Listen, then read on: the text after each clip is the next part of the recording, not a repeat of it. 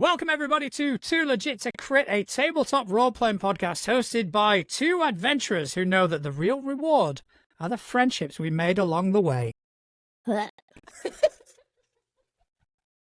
did not just do that. Why do you think I fucking did that? Oh, God, no. Well, okay, that depends. Like, NPCs are cool. NPCs are cool. Depends. I mean, depends. If it's the NPC that the party kind of adheres to, yeah, it's cool. If it's the ones that they forget and you have to kill off to prove a point. I don't think our group has ever forgotten an NPC. Now watch, I said that. They're going to forget one literally next week. I've had a group where I created an NPC and he was meant to be like the leader of the town guard and this, that, and the other. And they fucking ridiculed him. No! They ridiculed him. And so I had him killed off. Good. And I brought in his boss who had the desired effect. He was meant to be this really imposing sort of character, and no, he fucking wasn't. Nah, we need to. I'm trying to think. My favorite NPC I've ever made is actually one right now in my game currently that Connell hates. Like, everyone loves this guy in town, but all my players like, what's his story? Why is he shady? There's something up with him. I'm like, I don't know. Guess you're gonna have to find out. But the NPCs that all my tables kind of adhere to are the ones that I use as an avatar for myself. Oh. So the ones where I strip away it and it's just literally my sarcasm and my personality, they're the ones that people absolutely love for some reason. I was gonna say, I don't think I have the courage to do that, because the minute that I make a character that's based off of me and people are like, man, that person sucks, I'd be like, I'm sorry. Oh no, I can give as good as I fucking get. That's fantastic. One thing I did do, my old table, my second character ever playing D&D, I took her and I turned her into an NPC for like every one shot. But it was subtle. It wasn't like she was the same character. It was just same like race and same name. Yeah. And people finally started picking up on it and they're like, oh, and so then it kind of became a where's Waldo? Like, where's Rook? Where's Rook? So it was, which also became a problem though, because then they were focused more on that than the actual game, but you know. Yeah, but then you create like a meta arc where Rook is like a watcher or something like that. Exactly. Yeah. She kind of actually became a god of death. Oh, well then. Kind of. Like, how do you kind of become a god of death? I feel like that's an absolute. I feel like you're either the god of death or you're not. Okay. Like, you're the god of badly injured. Like, mortally wounded, just not dead yet. No. Everybody makes their super cringe character when they first start playing, right? The character that you're like, look back on and you're going, ooh, that was super special snowflake. Rook was that character for me. She is so cringe. But the reason she kind of is because, very, very long story short, she was a death cleric. It's not the one that's in the book. It's not the great. It's the one that's actually in like the villain book. I think it's death cleric. There's like grave cleric and death. I think she was death. But she chosen by the god of death. God of death went away. Everyone's like, Rook, you have to take over. She's like, fuck no. And very long story short, a little halfling in the party actually ascended into godhood, but was having too much fun. And he's like, Rook, can you do all these miracles and stuff? I don't want to do them. So she actually ended up doing the work without the title of God, while the other person got the title. Right. And yeah. So like, this is just... Well, I mean, you said about the like your first character being like, cringy. Mine wasn't. Mine is still the greatest character I've ever created. My first character is the great. She was my second. That one was cringy. No, my first character, it was the ultimate wish fulfillment for me. Oh. So it was basically, I take my like chaotic side and I take my sarcasm and I dialed it up to where there are no negligible consequences. Oh, and man. it was glorious. I don't know if I've ever done a wish fulfillment character. I should. Oh, she'd end up being such a bitch though. I think most of mine to a certain in one way or another. there is an element of it. It's like, ooh, if only. If only. Yeah, yeah, can't say too much. Halo has a bit of that for me. Okay. We implemented some stuff in your backstory that is a little bit of me, like, in real life. Like, man, I could just fucking, like, go off on someone. So, I mean, there are parts of Liberator which are... That's still super concerning, man. I cannot wait till you air those episodes and people realize, like, oh yeah, I'm part Liberator, and everyone thinks, like, yeah, okay, I get that. No, like, there are parts of that elements, not all of it, but elements of Liberator, which are to a certain degree wish fulfillment. Yeah. So what? Speaking of games, what did you do this weekend for game? Anything? Gaming wise, I didn't do anything this weekend. I did a lot of. I had the kids round, so I did the dadding, and that was amazing, as always. But when they went to bed, then I managed to get some show related stuff. Okay, cool. Done. But on Thursday, we played Fabula Ultima, Couch's game. And we reached the end of an arc, and it was fucking glorious. I cannot tell you how excited I am to play this game, but how hilarious it is. Because Couch is going to, for the people watching, Couch is going to be running a game for me and Connell and Stefan for this Fabula Ultima. Because we're like, yeah, it sounds interesting. Is there anyone else going? No, the three of you. Okay, I just had a panic. Oh God, did I forget? No, it's just you three. And so we're talking about character ideas, and I gave him like a list of what I normally play, and he's like, well, like in JRPG, that would kind of translate to this. I'm like, okay, yeah, either one of those. And like, we picked a character to base my character off of, but it was so basic, and it's so funny because I told Connell, I was like, I don't want to ruin anything, so I'm being super vague. But I was like, okay, so like this anime character from this video game, and he's like, so you're gonna have big tits? I'm like, no, like that's not the point of this. Focus, but maybe. It's kind of like, okay, well, yeah. So your character's just gonna be like grounded to that. It's like it's gonna be reduced to a pair of tits. I mean, let's be honestly, like a lot of anime games, like that's kind of what happens. Yeah, that is kind of the trope, as it were. But Fabula Ultima, in terms of character creation, is pretty cool because excited. Your characters start at level 5. All right, okay, and you pick 3 classes to combine. Oh, so that gives you like a level of modularity, which you can create pretty much anything you want. Oh, like my character, Edgar, he started out as a pre-gen in like the intro scenario that comes with the book. So once that kind of continued and our story moved on from there, I kept him and I've been leveling him up. Oh, that's cool. But Edgar is he's a gunslinger, sharpshooter with a gun. He is a tinkerer, which is basically your not alchemist, the other one, artificer. Oh, yeah, okay. And a spiritist. So I have made him kind of like an Iron Man-like paladin. What the fuck? That sounds so cool. And a lot of him is based on the Boondock Saints. Because he's like yeah. So yeah, it is a really, really cool, especially the character creation is awesome. I'm looking forward to it. There's a lot of things I'm looking forward to game-wise, but yeah, I'm looking forward to that. I mean, that's definitely one of them. Yeah. I've got another couple in the pipeline. Still waiting on session zeros or to kind of finalize the session zeros before I can announce what we're actually recording. But fuck me, I'm excited. That's great. Essentially, 2 systems I've always wanted to play, never had a chance, with 2 different people who I've always wanted to share a table with. Never been done, never done. And also some of like the other people that along the way have joined the tables. Yeah. It's gonna be fucking amazing. That's awesome. I'm looking forward to it. That is the thing, is like if you're excited about it, it leaks over.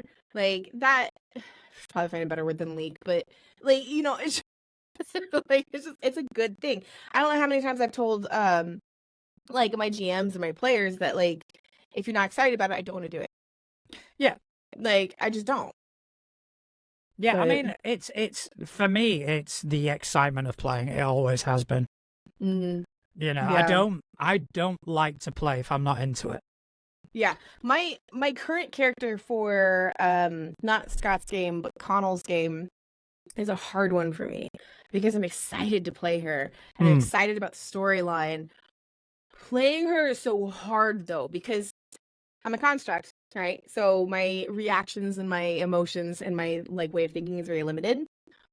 I'm a bodyguard, so like I'm strapped to one person all the time, which is actually fine. Like that I'm not complaining, but like these are all things that I normally am like the polar opposite of in a game. Like I'm the independent, let's go get him, and I'm like, I have to wait to see what the princess is doing before I can move, and I'm like, it's so fun though. It's so, and I get excited to play her, and it was so funny because last night, we were all excited, we were all pumped. This was such a good game, and but it didn't come across that way. Like I was exhausted, and I was very limited in what I could do. And one of the other players was like focused, but at the same time really tight. So like there was concern, like, oh, nobody's excited about the game. Like, no, we were excited. So like when you show your excitement, it leaks over. It's good. Be excited, y'all. It's a game. Have fun playing your game. Yeah, that's it. Ultimately, it is a game. Yeah. I mean, I've had how many now? 2 recordings of the crit list go to shit. Oh no. But I don't care because I had so much fucking fun. So one of them, it was when I ran Fallout for Justin, Chris, and Couch. Mm-hmm. Had a ton of fun with that, and the other one was Craig's Shadowlight and Persona game. Again, oh yeah. Yeah, I mean that footage was. I was so upset. I wanted to see that. I wanted to see that so bad. It was fun. It was fun. And I wanted to play in it, but scheduling for me is so flippant, especially with moving right now. Once I'm moved, it'll be one thing. But well, we will be doing another one because the system is a ton of fun. Good. So yeah, that'll be the thing to organize. But first, it's going to be you guys on Fabula playing on Sunday. Yeah, is that the Sunday? Yeah.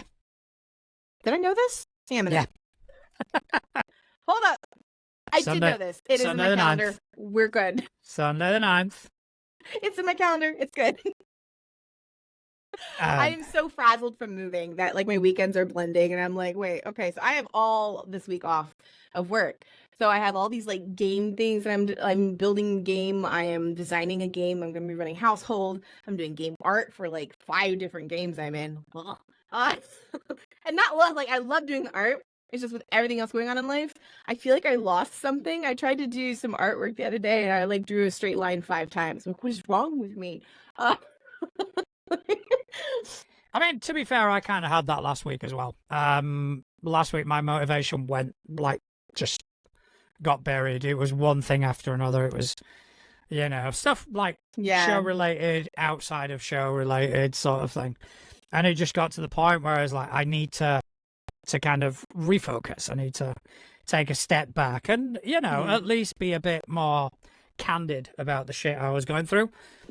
Which, support from yourself, from Beastie, from all these other people, Connell, I mean, I can't even begin to mention them all, but people just coming out of the woodwork kind of going, all right, man, you're going to be good. You know, and, it did, big shout out to everyone and a big thank you to everyone for kind of showing me that support. But I needed that step back. Yeah.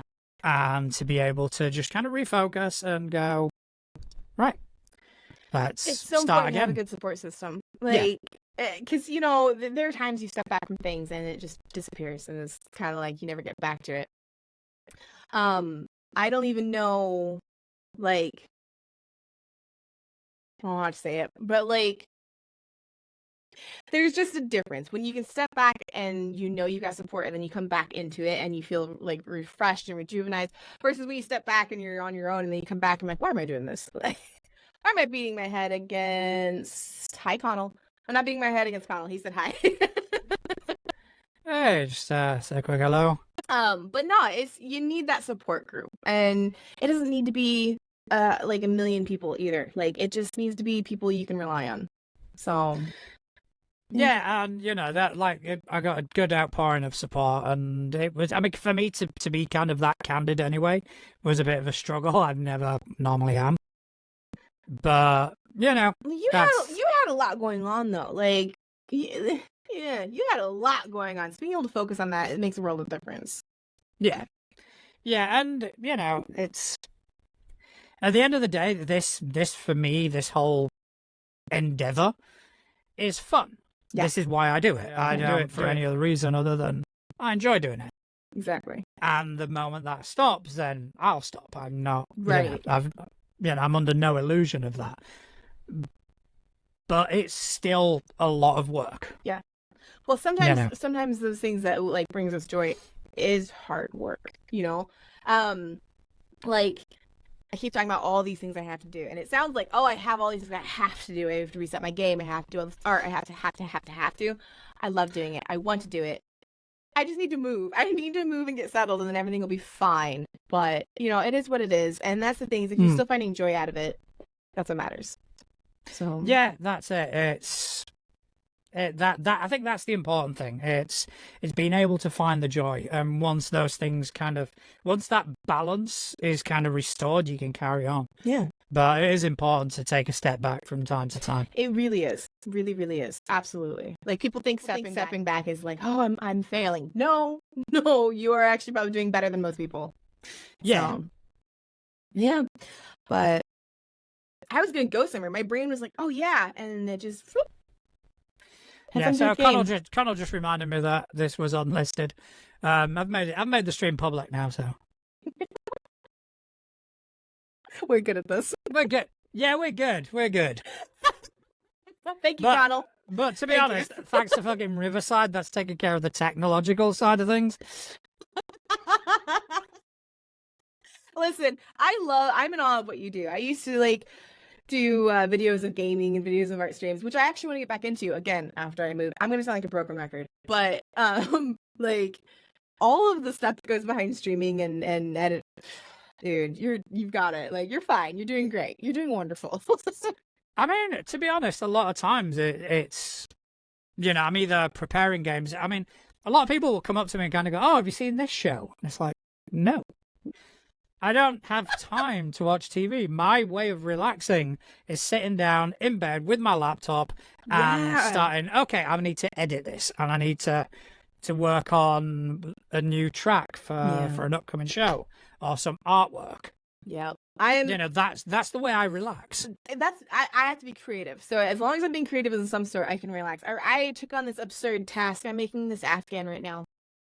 I don't know why in the midst of me moving, I decided it was great to make a giant ass Afghan. But, Lord, the chat just blew up. Yeah, big shout out to, obviously, Connell, who's been with us, and also Inadequate Dungeon, who's just joined us. Yes! Inadequate Dungeon is now on our team. Yes, he is on our team. He is on our team. Yeah. They are no longer nemesis. He has seen the light. He is on our team. And he's very right. You have, like, I just saw that. Like, remember, you do it for yourself. Like 100%. Yes. Yeah. And that's the thing is when creating Halo in Mutants and Masterminds, and this does really, I promise it comes full circle. I was thinking of all these cool characters that could make them be entertaining to watch, or these cool characters that everyone would love to play against and everything. And I'm like, what I ended up doing was I played a character that I've always wanted to play. Or built a character. I was like, I've always wanted this. And I also really wanted, this is going to sound super cheesy. Okay. I remember growing up, the X-Men made me feel like I was normal. Like the cartoon. It was one of those things where I was like, oh, the people that are different are okay and they're normal. So getting to create a character for myself that's like, hey, being different is okay and normal. It was kind of like a nod back of like, hey, do this for yourself. Do this for yourself or people like you that will get something out of it the same way you did. So, yeah, I mean, Liberator for me, it was, No. Whatever you're about to say, no. Nah, I That's mean, gonna be a trigger word from now on. I Girl's mean, gonna be like, we need to liberate. I think that is kind of why I did step away from the Pathfinder thing, because I wasn't doing it for me anymore. I was doing it because it was a responsibility. I was doing it because, I had these players that I needed to organize games for, and it just got to a point of where I wasn't enjoying the system. I want to play what I want to play. I want to enjoy doing what I do. And, doing this I enjoy. Whereas doing other things, not so much. I have a question for you then. Yes. When did you first play a tabletop role-playing game and you realized, oh, I love this? Like, what did it happen? Like, smack the first episode or session, or was it like what made you realize this is something you wanted to do for you? I don't know. It was weird. I don't think I had that eureka moment, as it were. We started playing with Scott years ago now. Yeah. And even then, like the early days, I can remember it feeling a bit like a chore. Because I'd made a commitment. It was like, gotta do this, gotta do that. But bit by bit, that kind of fell away. And I realized that between sessions, I was thinking about my character. I was thinking about leveling up. I was thinking about which direction I wanted to go in. And there were all these things. And I was picking up the book a lot more frequently. And I was flipping through it and just kind of... And I had to... And like I say, I don't think there was a eureka moment. But looking back now, it's like, fuck yeah, I was addicted. Yeah, I never understood it because me and my girlfriend started playing at the same time. After like years of bothering her, was like, please hook us up with someone who knows how to play D&D. So she finally did. But same thing. Like, I didn't have a eureka moment. I just played and played and played. But what I found interesting is that she became disinterested, not because she loved the game and she loved the concept of it, but the amount of work made her feel like she's like, I can't do this. Like, this is too much effort, too much stress. And she bowed out, but I was like, no, I could do this for days. Like, it was like, yes, there is work, but it was worth it for me. It was like, okay, like, we had like friends in common between Justin, Couch, Chris, and I, who would stop hanging out with us because every time we were together, the conversation could start out on anything, and invariably it had come back to role playing. I try so hard to not do that, but all of my like everyday friends that I literally talk to every day, they're either my girls here in Indiana that have nothing to do with role playing, so we just kind of talk about work and life and like girl stuff. But then all my friends in New York, like we have the same hobbies, which is kind of nice because like, oh, I don't have to worry about like boring you or weirding you out. Although, like, I'm not saying I always bore the girls. Sometimes they get really into it, which is really cute. They have no clue what's going on. They're like, and then what happened? But good stuff. So just a quick read of the chat. Connell has written when we're talking about doing some like playing for yourself and this, that, and the other. It says that's how I feel being a GM gets a lot of the time. You can eventually realize you're not having creative fun or whatever, and you're only running this for the players. And I get that. I have felt that on quite a few occasions. Yeah, you gotta be careful with that because that's a can of worms, Connell. Like, I have a party, I have a table that responds very strongly to one type of game and very negatively to another type of game. So like, I want to cater to them and play a game that they enjoy, and I want to tell a story that they like. But at the same time, like, I don't want to back myself into a corner where I only play one kind of system. Yeah.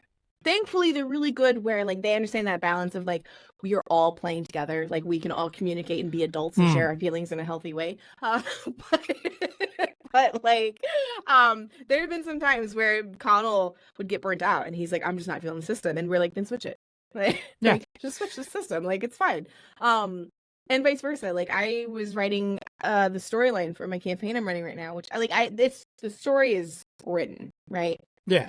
And I got to a point where I was like, do I really want to run this? Like, does anybody actually even really care? Like, am I doing this for me? Am I doing this because I feel like I have to because there's like that third DM spot in the party? And I'm like, and I just had to step back, like you said, step back, reevaluate. Yeah. Yeah. I switched from D&D to Level Up, and everything's been great ever since. Because it is a better system. It's a far better system. No, just get rid of 5e, people. No. I mean, I wouldn't say that. Just don't buy it. I would. Get rid of 5e. No. Bin it. You can Tales of the Valiant. Level up. Anything. Just don't give wizards any more money. Now that I agree with. Don't give them any more money. But if you already have it, don't throw it away. You already spent the money.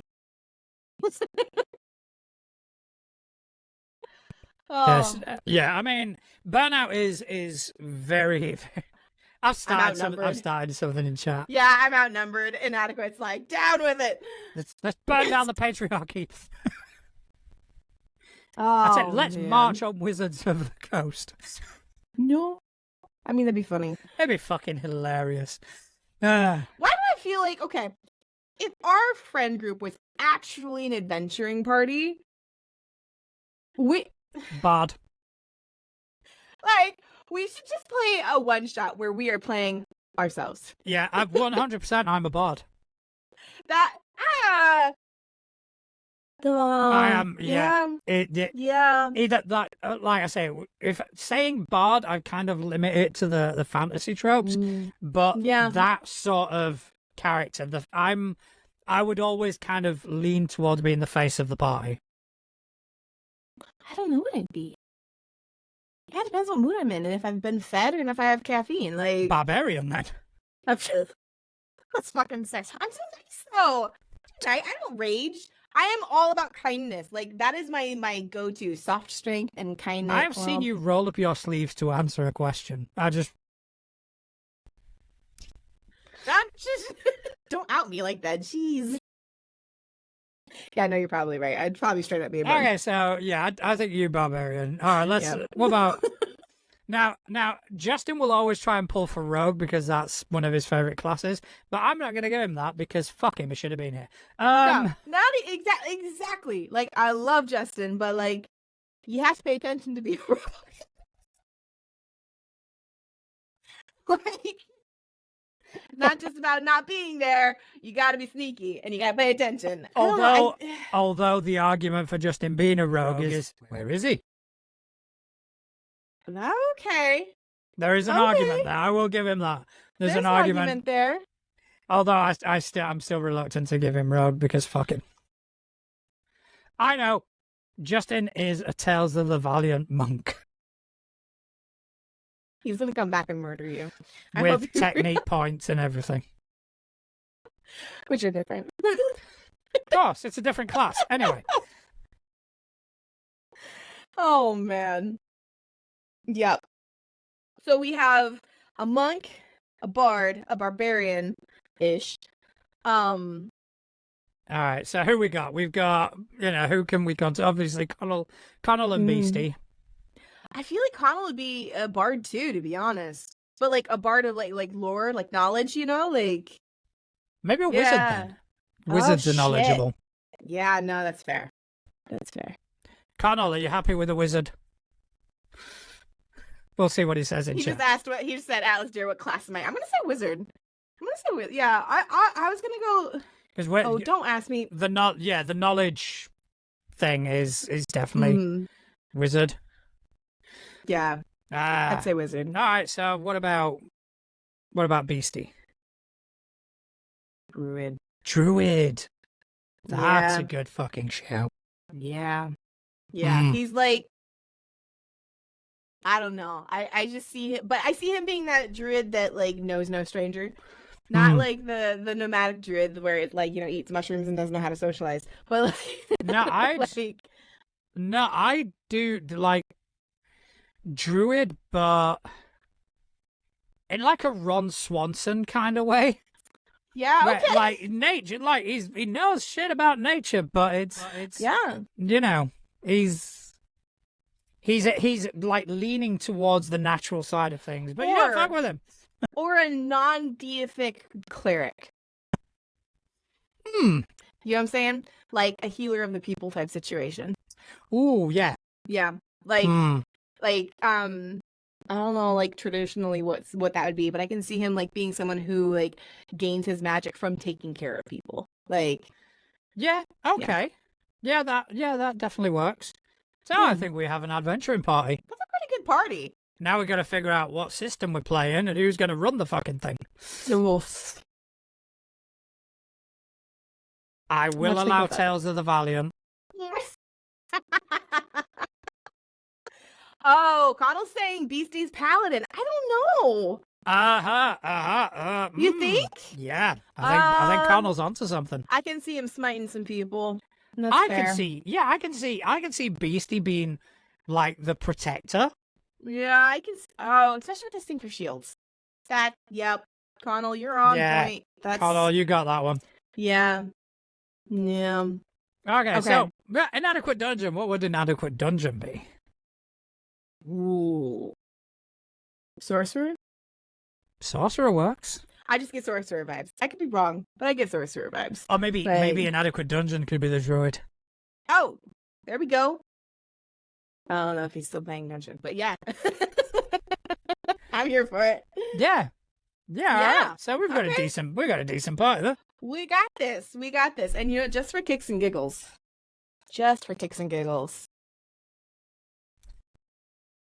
I rolled higher than you. Just hands down. Oh, okay. What? Oh, No, so not for that. Not for that. I'm just saying for like barbarian raging. Like I will out barbarian your bard. You will out barbarian my bard. What did you roll? I had 17. You beat me. Couch showed up. Hey. Yes, Couch. We had some issues. It wasn't listed as public, so thank you. So yeah, that I don't know. Don't know whose fault that was. I don't know. It was Braynet. Yeah, fuck Skynet. Dude, fuck AI. Don't get me started. So, oh my god. Here comes the rage, motherfuckers. You guys are right, yeah. That might be accurate. Hey, like, Connell. No, Connell is saying inadequate is a bard. No, I'm the bard. Already called it. You can have dueling bards. No, I mean, inadequate dungeon has actually put a good argument for druid in the chat. It's green. It's green. It is. Okay. What is couch? Couch would be cleric. Yeah? Couch is cleric. Okay. Couch would not forgive me unless I said cleric. Oh. Okay. He likes his clerics. Got it. All right. All right, so we got a full party lined up. This is good. We got more than a party. You know, we've got a small army. We got Justin the monk. Tales of the Valiant monk. Yes. Of course. I'm the bard, you're the barbarian. Connell's the wizard, Inadequate's the druid, Couch is the cleric. Am I forgetting someone?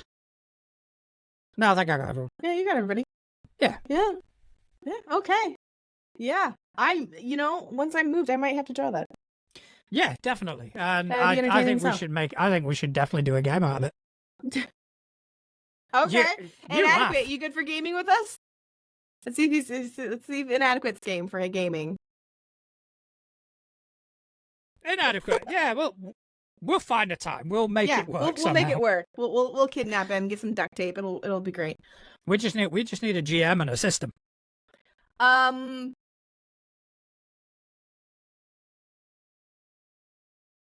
Justin hasn't GM'd yet. Does he GM? Justin, yeah, he does GM, but he was going to insist on 5e, and that's not happening. I staunchly refuse. So about that duct tape. Nope. Never going to happen. We'll figure something out. I don't know. We will. Level up. Level up. Or again, I got the books. Tales of the Valiant. Oh, see, there you go. I keep forgetting about it simply because I don't have it. I know that's dumb, but like it's one of those out of sight, out of mind things where I'm like, all right, that thing. Yes, we got him. We got him. Okay, and we know enough. We know enough GMs. Yeah. Oh yeah. Hell, we could. I got an idea. What's that? We'll call it. We'll call in a GM, a dear friend of ours that is busy as fuck. But I'm pretty sure with some bribing and some time, he could get off his train tracks and come run a game. I'm in. I'm into it. Yeah. Yeah. I get to play Bard again. Yeah. Yeah, you haven't lived until you see me play a Bard. I'm a massive dick. You already are. You already are. You framed me, you asshole. You're all like laughing and like, I did that. No, like, No. I'm very curious how the hell Connell's gonna resolve that, because Halo is gonna try and murder you the minute I see you. Like, will you? Will you really? Yes. Yeah, all I have to do is make a just scream something. I will fucking end you. It's fine. Everything's fine. Breathing exercises. Drink my water. So yeah, barbarian, huh? I hate how accurate that is.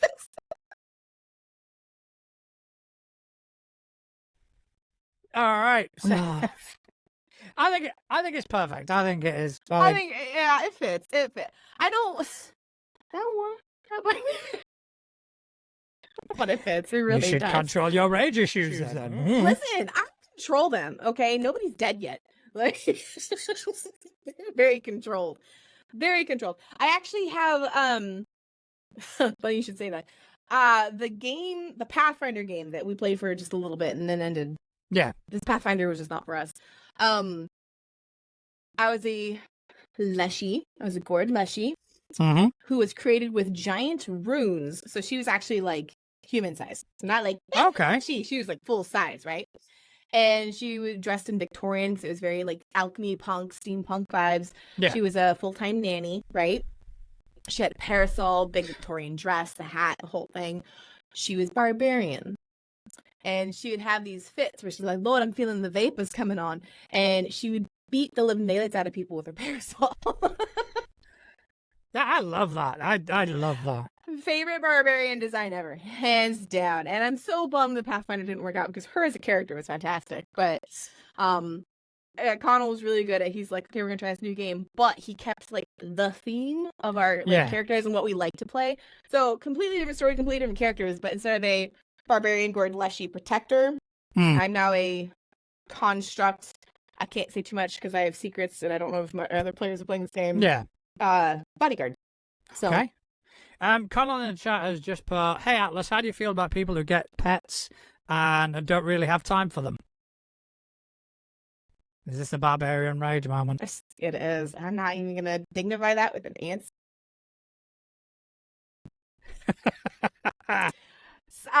We have a situation in our life right now. He just had to listen to me absolutely go on about this last night at game, because someone dear to me getting a dog. And they shouldn't. I'm just gonna leave it at that. I'm gonna leave it at that. I am not the dog police. I'm not saying people shouldn't have pets. It is just Okay, look, that wasn't me. That was Connell. I didn't do shit. Don't be angry at me. I won game. I'm gonna rock till everyone dies. I'm gonna. He better be nice to me. I am his GM. Point proven my ass. Anyways. Yeah, no, game this weekend for me was awesome. We discovered we live on this planet that is kingdom. It is like sci-fi fantasy, okay? And for several reasons, our party has been forced to go investigate these things to discover truth so that bombs don't go off. We found a ship predating the colonization of this planet, basically. But it's a ship from the people that are here. So there's this red flag of like, wait a minute, like, hold up. So people were here before we were here, or we fudged history records, or what secrets are being kept. And I am a construct, like I said, but I am like very rare. I'm old and very antiquated. So like there aren't many of me around, if any. And we just saw basically like a playback recording of the crew of that ship, like falling over, passing out, and poof, disappearing. And they're using this language they can't hear. I'm not sure if it's a language we don't understand so much as it's maybe like played backwards and reverse, like recording wise, because it sounded really weird. And which, by the way, bravo O'Connell for being able to play that out. But my name, like my model name, was mentioned in the recording, and then he ended session, and all of us are like, "What? Time out? What?" Because I don't have memory before I was activated, so I'm like, "Oh no." Did I That's gonna be accidentally interesting. I definitely want to. Yeah, I want to learn more about that. It's good. It's really good. I've started. Again, I've just added to the list of campaigns that I'm trying to get started and get off the ground. Obviously, I've got the Creating the Nerdverse I'm working on. I'm working on the sort of cyberpunk game, but I want to do something with sci-fi. So I'm thinking like Gods of the Fall. And you've mentioned that. I'm super interested in that. Yeah. So that's kind of what I'm kind of toying around with, as well as the pre-campaign of Delta Green, which is then going to go into Impossible Landscapes. You got a lot going on. Yeah, game-wise, again, it's because this consumes my free time. But that's a good thing. Like, once I am moved, I will have my art studio set up. I can flip from my art studio to my gaming, like all these things. And I'm just like, man, I want to run a household game so bad. Like, I'm actually writing that right now. Like, so I'm getting it ready, even though I'm nowhere near being ready to run it. I'm doing the food truck game, without a doubt. Oh, God, that's a good one. Yeah, like, it looks so good. I already have some players that are like, can I play that, please? I heard you talking about it. I'm like, yeah, sure, okay. But it'll be good. It'll be real good. Yeah, well, I'm looking forward to hearing more about it. But speaking of like games that we like and enjoy, just gonna kind of jump into talking about our partners very briefly here. Yes. So first of all, I want to give a big shout out to 13th Moon Games. It's a family-run indie game company out of Wyoming, USA, that created the tabletop role-playing game Covenant Crucible. It's a game of modern-day witchcraft. If you can imagine the John Wick movie and the last Witch Hunter movie they got together had a very pretty baby, this would be it. If you want to know more, check them out on Patreon at 13th Moon Games. Check them out on most of the social medias. We love Covenant Crucible. You guys still got to play it. I know. Hopefully Stefan will he's so busy finish right now. his touring of the cons. Yeah, I would say it's convention season, so which is fair play, man. Absolutely. Oh my gosh, yeah. Like, he's got his own company he's supporting. Go get it. Like, make that bacon. Yeah, it is a great system and so much fun. Also want to give a big shout out to Deals of Opportunity. It is an automatic, simple and free way to save on tabletop role-playing games that you want. You just add your Drive-Thru RPG and Dungeon Masters Guild wish list and get notified anytime a title on your list goes on sale. Just set it up and save. It came up the other day going, oh, this is in discount. Shit. I literally, so like one of the things I'm going to end up talking about today, if we get to it, because like, we love to talk about gaming, it's on Drive-Thru RPG, and I'm like, dang it, like, stop. Like, I just, I'm trying to save money, I'm moving, things keep coming up for sale, and I'm like, oh. Oh, God, yeah. I can't remember what it was. I can't remember what game it was that came up. It's like, oh, yeah, this is now on thingy. I don't know whether it was an an SRD or something like that was, honestly, I can't fucking remember for the life of me. But I just remember seeing it and kind of going, I need to wait till payday. So we need to wait until my pension. Just one more week. Wait one more week. Yeah. I don't work this week. So all I'm doing is focusing on self-care and gaming and art. Yeah. Yeah, you do that. I mean, good for you. Yeah. And I would be remiss if I didn't mention our own wares for sale. Yes. Our own merch store. I just bought a new shirt that won't be addressed. Atlas has just bought a new shirt, and you can find t-shirts. We've got hoodies, we've got desk mats. I'm still thinking of other shit we can throw on there, and I'm also thinking of new concepts or new ideas. So if anybody finds something funny that we were saying in the show and wanted to be made into a shirt, I'm sure I can make that work. What? No. Yeah, no, I love that idea. Maybe a shirt that says monks use technique points. Yes. Or it's different but the same. It's different but the same but different. Yes, different but the same but different. So yeah, check out our merch store and help support us in that way if you are so inclined. All right, so every week we do kind of take a look at some of the things around the sphere that interests us. And every week we roll for initiative. You beat me once today. Can you make it 2 for 2? That needs to count. Let's just not we don't have to roll again. It's fine. I think we do. Fine. I think we do. I think we have to roll again. I am finally, since I am back at my my home turf, using my Cryptic Crits dice, my Baba Yaga. Go check them out. We're not sponsored by them. I don't care. I'm in love with their dice. Go buy their dice. Me too. I've already rolled. I rolled a 17. But I'm just going to hold my phylactery dice up. They're so pretty. Yeah, well, I got 7. So holy shit, that's our rolls were reversed. Yeah, I got 7 last time. Some Cthulhuism going on. Yeah, I love a bit of Cthulhuism. Big Yog-Sothothery. Can you hear this? I don't know if you can hear that or not. That's a prime ASMR right there. Right? Oh, we should do a gamer ASMR. Just kind of like, I'm going to roll the dice now. Clickety, clickety, clickety. Oh, speaking of sounds, before we jump into games, we all almost murdered Connor last night. I need you to know that. You need to tell him how much you love him because he might die soon. Like, Connor, what did you do?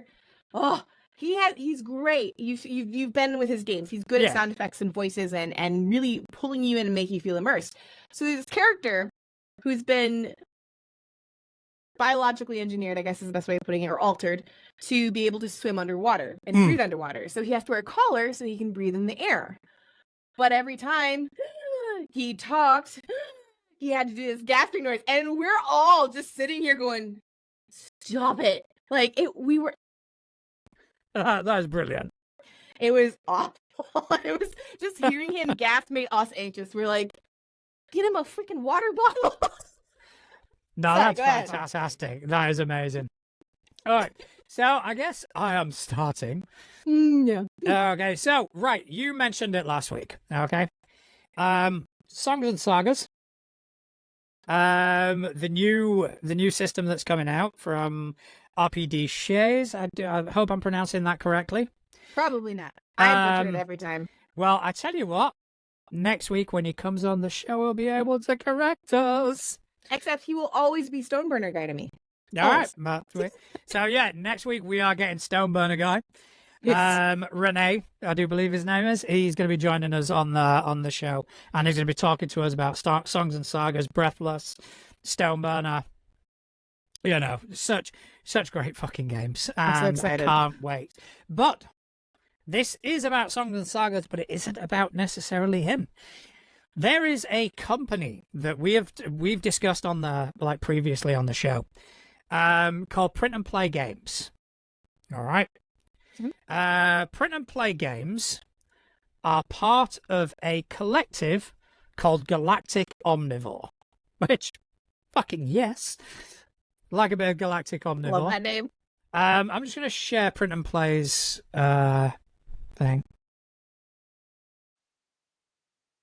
All right, so... Okay, so Print and Play, they make like small, fast and fun tabletop RPGs. We covered them because we... where is it? Like them. You covered them because you like them. we covered a system called Dumb Squad that they did. Okay. Which is... It's not even featured on there. But yeah, we covered them because they did Dumb Squad, which was very simple, like leaflet style game, very straightforward, seemed like a ton of fucking fun. You know, it was about a group of people who are completely fucking inept trying to solve a problem. And you had 10 minutes to do it. The game time is 10 minutes. Sounds about right. And it was really great. And we actually got talking to the creator, Andrea. But now, back to the point at hand. They have taken it upon themselves to use the Songs and Sagas SRD to make a virtual tabletop for Songs and Sagas. That's so cool. That's so cool. Like I Yeah, will that never is. be that cool.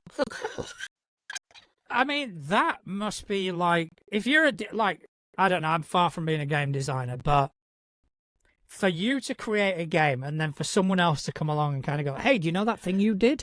Yeah. This is what I've done. This is to complement the game. It must be a fucking like a huge compliment." Gotta be riding a high off of that. That's amazing. Yeah. Like I'm so excited. That's so cool. So That's so yeah, cool. we can't wait to test it out. We can't wait to test out Songs and Sagas. We can't wait to test out this VTT from Print and Play Games. And big shout out to Print and Play. They're good friends of ours, and they do fantastic work. Yeah. Yeah, I'm excited. That looks so cool. Like I am so proud of that. Like I'll probably touch base on this next week. But like when I first got onto Threads, there were two things that I was immediately like, oh hey, I like that. Totally did credit. Here I am. And Stoneburner. Like that I saw Stoneburner. That was the first like tabletop role playing game that I saw on Threads, and I was obsessed. And Sweet Connell, he was like, hey, happy no reason I bought it for you. So like I love it. I love it. I read it just for fun. So Well, I mean, for you it was Stoneburner. For me, it was Breathless. really? Okay. Yeah, because like I thought because Breathless is the zombie survival game, Which I still need to play. Like and it lend the whole thing where each time you roll the dice, it reduces. And then you stop and a complication happens. It just fits the zombie survival genre so fucking well. It was like, no, that was. I fell in love. I fell in love with the concept. It's good. But yeah, so hopefully we'll hear more about that as we get kind of closer to the time. Yeah. I'm here for it. Sounds amazing. Let's do it. All right. Very rarely do I say no. Okay, so I want to talk about Myrrorside. And the game, yes. But I want to talk about more than just the game. Now, granted, I'm not going to talk about horror every time I come on here. You guys know I love horror. I promise it's not every time.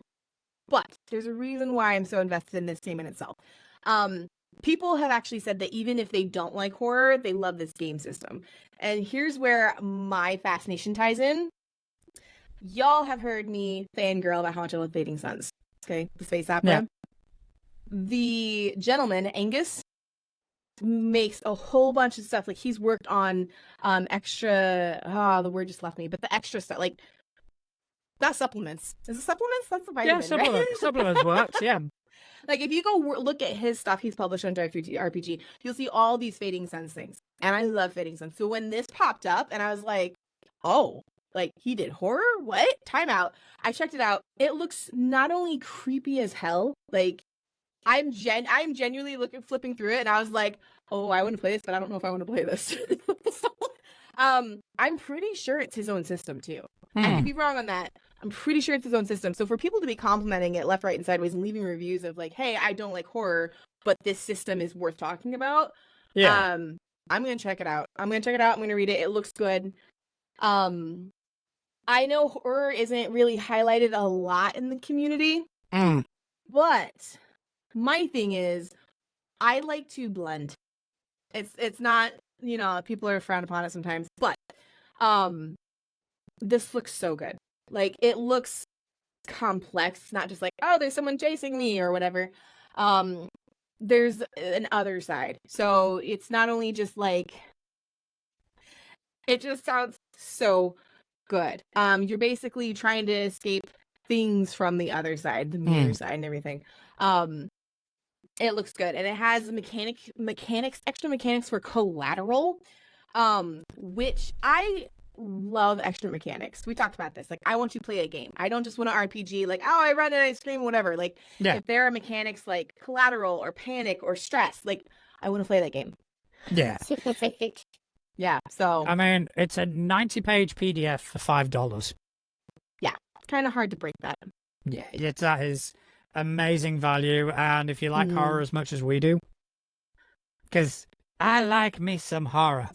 Me too. And on that topic, I think probably my favorite system, my Yeah? current favorite system, is now on Humble Bundle. Hey! All right, so there is a Delta Green Humble Bundle that is currently out. Now, I own a few of these books. I'm still gonna get the Humble Bundle to complete my collection I because mean, it's for a good cause. it is. Oh yeah, there's a cause involved. Yeah. There's a cause involved because that's what I was looking at. John. Sorry. Sorry. Yeah, there is a cause. It is to support Covenant House, which I really should have done a bit more homework. But it is the nation's largest movement providing food, shelter, immediate crisis care, and ongoing services to homeless and trafficked young people. So yeah, fantastic, like 100% absolute great cause. But now look at the books. Look at the books. There's like it starts off. The first thing you get to is impossible landscapes. We have had Juicy Garland on this show, and we have nerded out about that book for 15 minutes straight while Justin wanted to die. I remember that. I actually remember that. Guys, I was like, why was I not on the show yet? No, but impossible. I'm just getting to the end of my read through of it before I start prepping it in earnest for my players. But it is so fucking good. But also Delta Green Conspiracy, that is more information about the Delta Green as a group. Agent Handbook, the Handler's Guide, which is one of the best GM books I've ever encountered. It's just all the lore from Delta Green. God's Teeth is another one once I've finished Impossible Landscapes. That looks horrifying. Apparently it is. I haven't read it yet. Got Night at the Opera, which is a collection of scenarios which I'm currently pulling from. I'm also pulling from Black Sites as well for my players. But yeah, it's just so many good things, and for us it's £14. So I'm guessing close to $20, maybe a bit like $18 or so. We did this one time where we did a thingy. Hang on a minute. That was the Cypher one. £14. Oh, that's right. So close. Yeah, $17.91. Yeah, so yeah, it's not breaking the bank. Couch is going. Not for that many books. Are you kidding me? Couch is put, the cause is filling John's PDF library. Fucking right it is. I mean, that's okay. That's a good cause. Let's be honest. You know, we can't run out of games to play because then what are we going to do? Yeah, exactly. You know, it's all about the games. And the cause, obviously. Yeah, no, that's actually a really good cause. Like, I don't care if you don't like the system or not. Like, that cause in itself is worth just supporting. Like, yeah. And I know Couch loves Delta Green, as he is putting in the chat right now.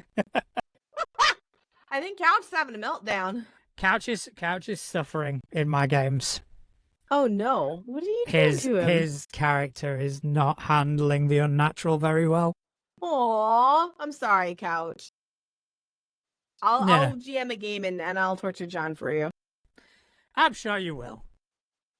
But yeah, it is honestly, if you like your horror, if you like cosmic horror especially, Delta Green, Humble Bundle, fantastic cause.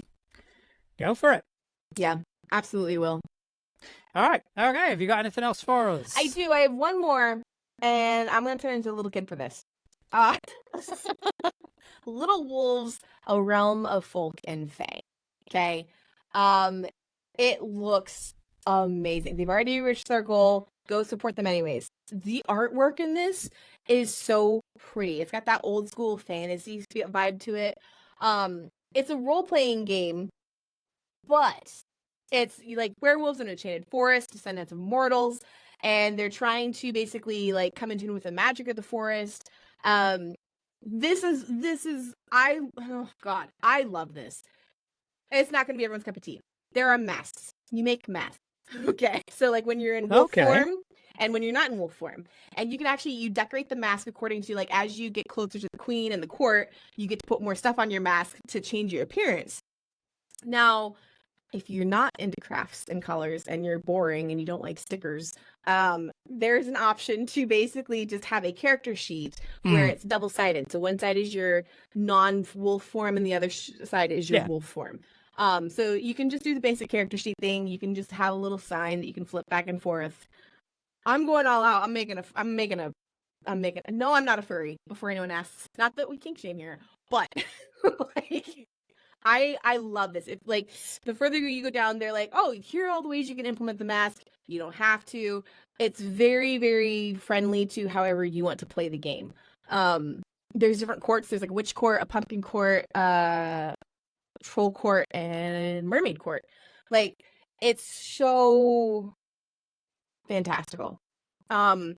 And the reason I'm going to turn a little kid is because this feels like going home to a little kid. Like this feels like something you can play with your kids. This feels like when you play with your friends just to have a good time. I love serious games. Every now and then it's nice to just do a palate cleanser. Yeah, definitely.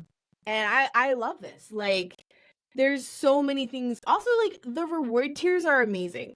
Like all the stuff you can get is so cool. But the softcover book is gorgeous. Like everything about this game is beautiful, and I want the stickers. No, I think that is fantastic. You know, I do like something with a unique hook. Yeah. You know, and this is unique hook in spades. And it's not going to be for everybody. Like, don't get me wrong. Not everybody wants to like implement a mask when you're in shape and when you're not in shape, and that's fine. That's not your cup of tea. But for those of us it is. This looks amazing. Like, I would have so much fun with this. Another part, too, is that I play a lot of Mutants Masterminds. I play a lot of, there's a genre, and it just gone. But fair enough, yeah. I've never played a supernatural game where it's werewolves or it's vampires. It's always like, those things are in the games, but that's not the focus. And I'm like, you know what? I want to play a game where I just almost like outed myself on the internet where I play a wolf of some sort. My whole family refers to like dogs or wolves of any sort as Awoo-woos. Like Awoo-woo. I want to be an Awoo-woo. You can be an Awoo-woo. I want to be an Awoo-woo. You know that's Can I just say something? You know that's an episode title, right? Yeah. I want to be an Awoo-woo. I'm popping out these titles, man. The fairy whoop whoop and the I want to be a woo woo. There you go. There's a theme now. There is. Slap some magic on me and I'm a happy camper. Like, yeah. It does not take much, if we're being honest. Yeah, but that does look fantastic. Ouch. I'm interrupting. Please donate 1 PDF a month to PDFs for John to help a poor Spaniard realize his dream of owning all TTRPGs in PDF format. You wouldn't want your Spaniard to go without. Don't let ours. Only you can help. Only in the arms of an angel playing in the background. Oh, I'm editing the show. I'm gonna, I don't think I can get in the arms of an angel because I can only do like 20 seconds. Yeah, but it's it's Oh, Couch has just added T-shirts with a picture of a zip file on the front with PDFs for John. Not a registered charity. Hey, when was it? A few weeks ago when I bought that bundle, which is like 500 PDFs. Yeah. Where do you keep it all? Like, I haven't actually downloaded it from itch.io yet. It's on my account. We were just discussing like the horrors of what happens if like your online clouds crash, and I'm like, because what if your hard drive crashes? What if your online cloud crashes? What if like all these things you're buying on streaming services, like what if those like decide to discontinue or whatever? Like I have backups. I know, but what if your backups crash? I am that person. I have 5 fail-safe what ifs. I am in therapy for this reason. But no, but I mean I've got my iCloud, I've got my OneDrive, I've got my Google Drive, I've got my I've got my hard drive. I've got my external hard drive. I've got all my shit is in multiple places. I end up sharing most of my stuff with like Connell just because it's like if mine crashes, he at least has a copy. Yeah. And if his crashes, I at least have a copy. So Yeah. So I mean, the last one I bought was the Cipher system. That was like $20 to $30. yeah, I think that's what about probably too. I might. Yeah, I'm probably gonna get this one, but there's Delta Green one because that's just gonna add to my collection. Yeah, And I'm gonna use especially it if you're gonna be to playing it. torture couch. Okay, since we're on the topic of torturing players, Yeah, my favorite topic, by the way. what is like, what do you as a player, not as a GM, what do you like dread when it pops up in game? You're like, like even if it's a good thing, like, oh, this is done so well, it's a good story, but I freaking hate it. Like, what is that thing for you? Puzzles, probably. Really, not a puzzle guy. Not a puzzle guy. Puzzles come up and I just think, fuck. Mm. And because, you know, it's I kind of start getting frustrated, but also even if I know the puzzle, I then have to figure out a way to justify it for my character in a way. Yeah. You know, and it just gets to the point, it's like, can we just break this and move on, sort of thing. Yeah, I get that. That's always stressful when you like. We talked about this a little bit. How as a player we know shit, and as a character, it's like, how do I connect this like to my character? Yeah. Yeah. So how do you make that leap? Yeah. Kind of going, oh well, I know what's going on, but does this character? And yeah, so puzzles for me are the ones like the bit that I kind of, I won't say lose interest because that's unfair. Yeah. But I have to make a more conscious effort to kind of remain focused. So, do you, as a GM, avoid putting puzzles in your games? I don't put that many puzzles in. No? Okay. No. I actually don't think I put a mental puzzle in ish. No, honestly, I don't really. I mean, puzzles for me normally are on a grander scheme. So rather than a puzzle in a room, the puzzle is probably a murder mystery, or yeah, that's how we run too. Yeah, where everything you do builds towards a resolution. But doing the whole, you're in a room and there are 3, I don't know, fountains and all this. I struggle to find a right balance for that as a GM. Oh. Because I'm either going to make it too easy. Yeah. Or I'm going to overcompensate and make it completely fucking impossible. Yeah. Yeah, I might have just killed my entire party now that I forgot about that. We switched systems and everything, and I threw them literally, like, we ended game as the screams of the, like, nomadic camp they were in erupted. Yeah. And I'm like, oh, it'll be fine. And I'm doing, we haven't tested out these, like, this mechanics in Sister Lake. Oh, there's one way to test them. I just hope I didn't just kill everybody. If you do, new characters, and let's carry the story. Let's move the story on. I don't know. I don't know if I could pick up the story after. Well, I could figure something out. There's always a way to figure something out. Yeah. Right, so shall we move on to the last call? Yes, let's. What are we ranting about today? We are going to roll my sleeves up. Roll your sleeves up, because we're going to bitch about the overly detailed backstory that never comes up again.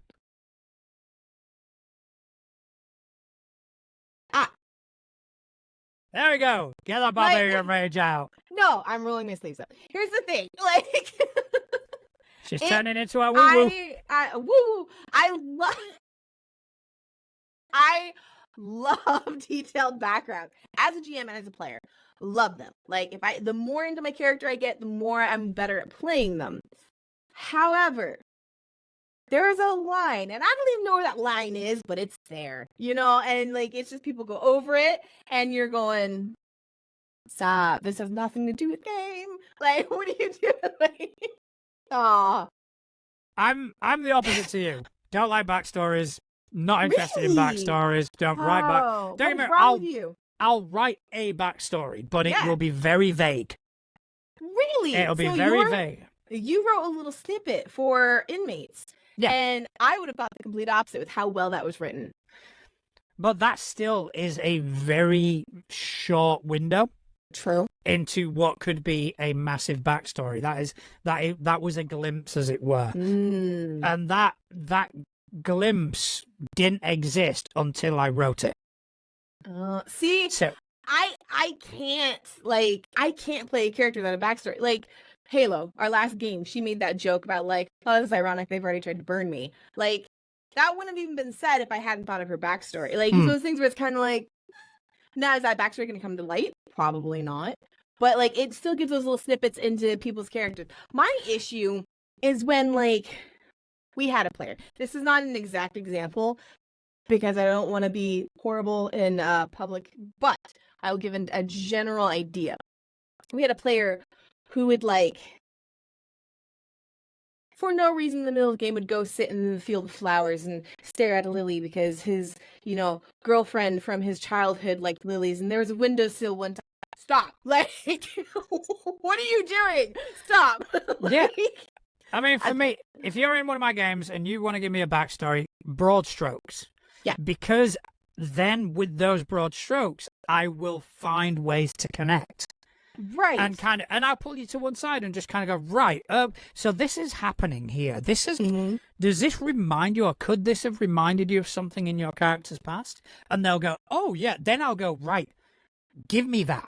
Give me that piece of information. Yes. I don't want anything else. I don't give a shit about anything. I want that piece of information that makes it relevant. Yeah. The because relevancy if is not, important. That's the point. Yeah. Relevancy. Because if not, you get these people who can bring in these 3-page backstories, and they are constantly trying to shoehorn them in. Oh, God. To the campaign that you're... And it's like, oh, so, yes, because once I was at a orphanage, and in this orphanage there was a teacher that had this name. Do I recognize anybody? It's like, no, you fucking don't. Let's move on. That's so painful. That's so It's painful. Like, don't try and shoehorn your own thing into a story. Exactly. Collaboration is key. Not... Well, literally what Inadequate Dragon just said. Dungeon. Inadequate Dragon. English is hard. Poor Dragon sat there going, no. Oh, Pa. I like watching them blossom in games, so they're tied into what's going on. Exactly. Relevancy. Like, I want the backstory to come up in game. I don't have like a 5-story backstory written for Halo. I literally told Connell, I was like, I think she was raised like this. She ended up making this decision, which led to this path, and that's why she's where she's at.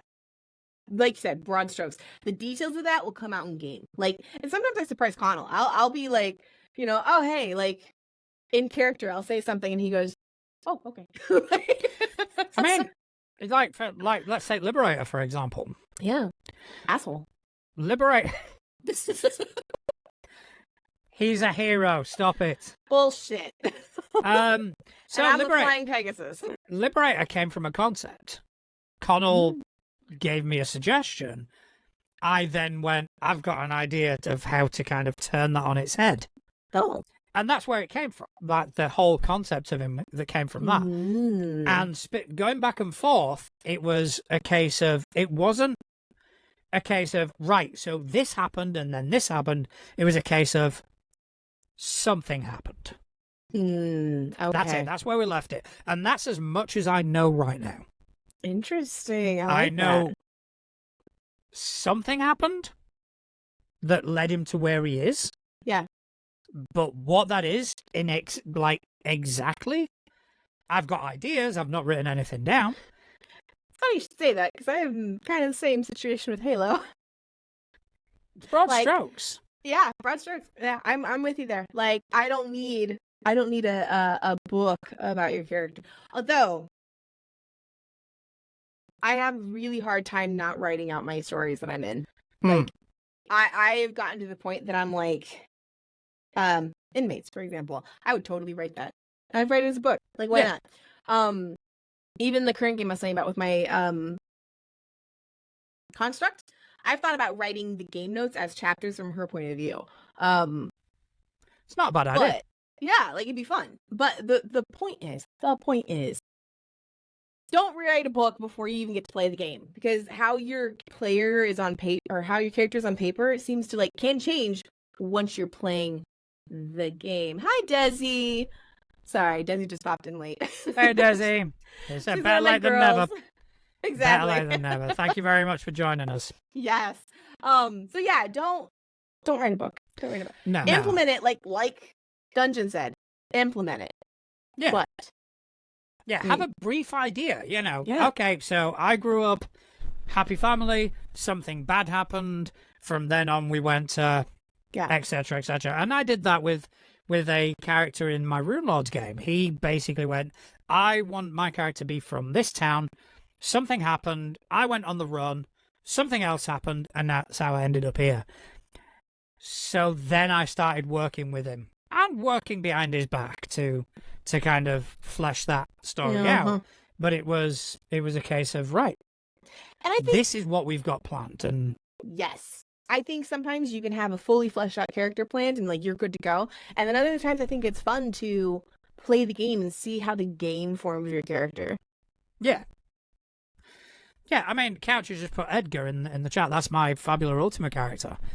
Edgar was based off an NPC, and I've kind of gone, okay, I've taken it, I've got ideas, but the conversations I've had with Couch haven't been, okay, so then this happened, and then this happened. It was a case of, no, something happened.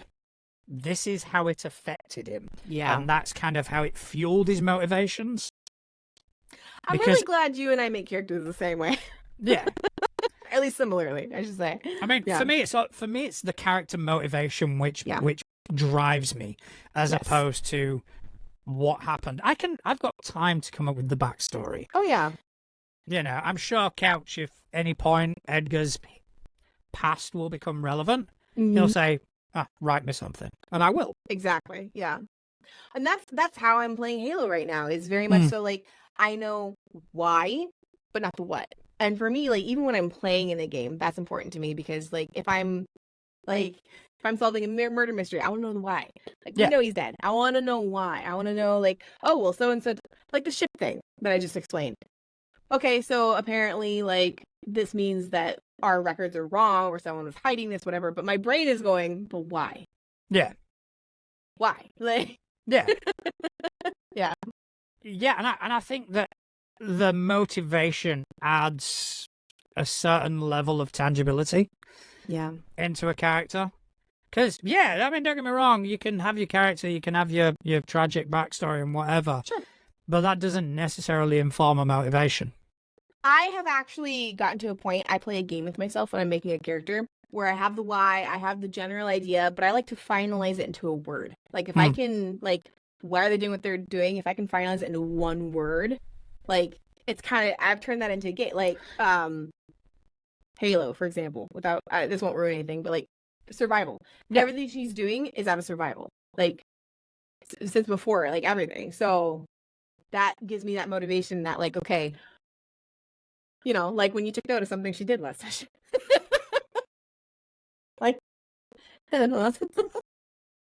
Oh, yes. Yeah. Liberator's observant, I'm just saying. Yeah. He'll take note. Yeah. Coming after him. Bring it. I don't know who'd win that fight. I don't know. I don't think it's something that we'll find out. I don't think so. But it would be interesting. If it was a TV show, you know that's what people are thinking in the back of their heads is like, wait, who would win that? Like, yeah, it'd be interesting. Like everyone would be like, oh, Liberator's super strong, but then there's that like, but there's a reason Liberator kind of fears. Yeah, I'm watching you. No, maybe the truth will be revealed, or maybe your character will die horribly. Who knows? I mean, yeah. You know, maybe he will just not get there in time to save you. He will try. I don't think I'm ever gonna need. Oh, you did interpose that one time. Yeah. But anyway, so I do believe that's pretty much all we've got time for tonight. Yeah. Just a big thank you to everyone in the chat who's decided to join us. It was, as always, thanks for all your support. Also want to thank our collaborators and, thank you. Thank you for joining me this evening. Yeah, I mean, come on. What else would I do? Would you like to tell people whereabouts on the interwebs they can find you? Yes, right now I am on Threads, TikTok, and Instagram as Atlas Ursa, Atlas like the Titan, Ursa like the bear. Not Awoo-woo, but the bear. As for me, you can find me at Natural Juan at dice.camp on Mastodon. I'm also most active on Threads at natural.juan. I'm also behind all of our social media presence at Too Legit to Crit on most of the sites. So if that account says something that pisses you off, it's me. Probably. And I was probably laughing when I did it. Probably likely. But if you like what we do and you want to support us, head to our merch store, pick up some merch, like us on YouTube, subscribe, tell your friends about us, anything you can do.